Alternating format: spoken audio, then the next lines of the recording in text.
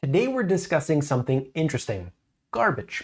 Now you must be thinking to yourself, garbage? Really? Yes, Wall Street's next big play is garbage. So let's dive in. Not into the garbage, but into the information. My name is David Quintieri, and I have been looking into economic and financial data for well over a decade, spending literally hours, 7 days a week, and then making these videos, trying to basically save you time. If you watch this channel, you save time. You learn each and every day. So all you gotta do is subscribe, and I bring you the latest and greatest. In this video, we're going to talk about what I think is going to be something very interesting, potentially lucrative to anybody that pays attention and actually takes those steps. Now, understand, as you watch this video, billions, in fact, potentially trillions of dollars over the next decade or two will be put into this by the government. The government is going to invest. And so we understand that no matter the conditions of recession or crisis, governments will be investing.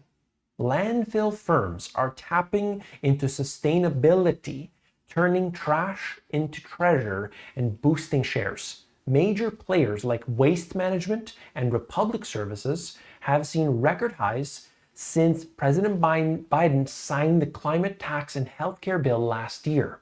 Now, here's where it gets interesting. These companies are building plants to isolate methane from decomposting garbage and using it to power homes, power plants, and even kitchens. They're also upgrading their recycling facilities, adopting automation to better sort and process materials. And so that's what I'm saying here is the government's putting through that money. They are allocating this as part of the budget. So whether something's good or not, the money is going there. Just like with all this ESG, just like with renewables, solar panels, and so on, whether you are interested or not, that's where the money's going. Follow the money. Here's a real world example. Republic Services, which has 206 active landfills, has a joint venture with BP to install gas works at 43 of its landfills. It's even spending about $275 million to build polymer processing facilities to sort plastics and turn them into flakes for new bottles and jugs. And I'll interject here. You can see that there's a big problem. Plastics, you're hearing about this all the time. They end up in the wrong place. They end up in the water. You look at on the Pacific Ocean, there's just this massive amount of plastic. There's actually these companies out there trying to take this stuff and reuse it. The one who does the best job of it will, people are trying to look for the next Tesla. This is going to be in a whole different world. There's a catch. Some critics say that this could introduce volatility in these companies' business models. But even periods of low commodity prices, these sustainability initiatives are money makers. Like I'm saying, the government's got, they're just throwing the cash. So this can happen.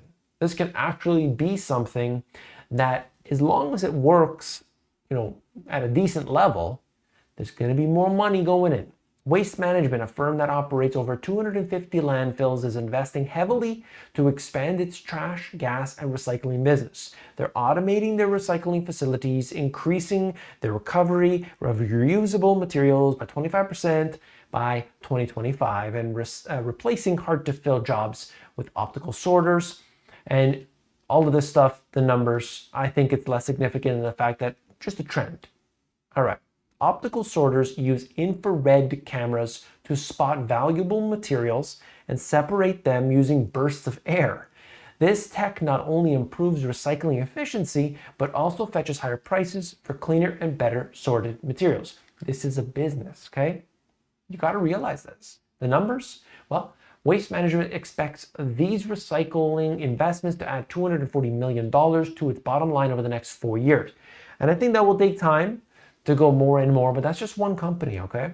And that's not all. Their landfill gas output is expected to increase eightfold, leading to an additional $500 million in earnings by 2026. And that's why, of course, the stocks do very well. This is really just in its infancy, so I'd be interested to see where it goes from here.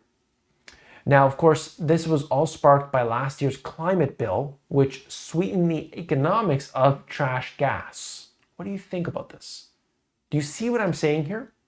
Do you see the conclusion that I'm trying to make? It's that even if you thought windmills and solar panels were no good, the government is putting billions, each government is pouring billions and billions into it. At the same time, if you've got coal, if you've got whatever it is, natural gas, they're going to tax, they're going to regulate, and they're going to make it more difficult. And so those businesses are running uphill. They might do well. They might perform extremely well. But at the same time, they're basically saying that, you're going to pay more. So that's never a good thing. It's very difficult to do business in those environments. And basically what I want to suggest here is that you've got to watch and follow the flow of money to be able to take advantage of it. You're not going to go to Jim Cramer. You're not going to go to your favorite YouTuber and they're going to tell you what to do. Oh yeah, pay $1,000 and follow my trades. You've got to follow the money, the real money. Okay, not the ones that actually make money from those trades. They're not the ones selling you the, follow my trades. Let's be honest here. Okay, that's the information I have for you today. If you found it informative, hit that thumbs up button and I'll see you on the next one. Take care.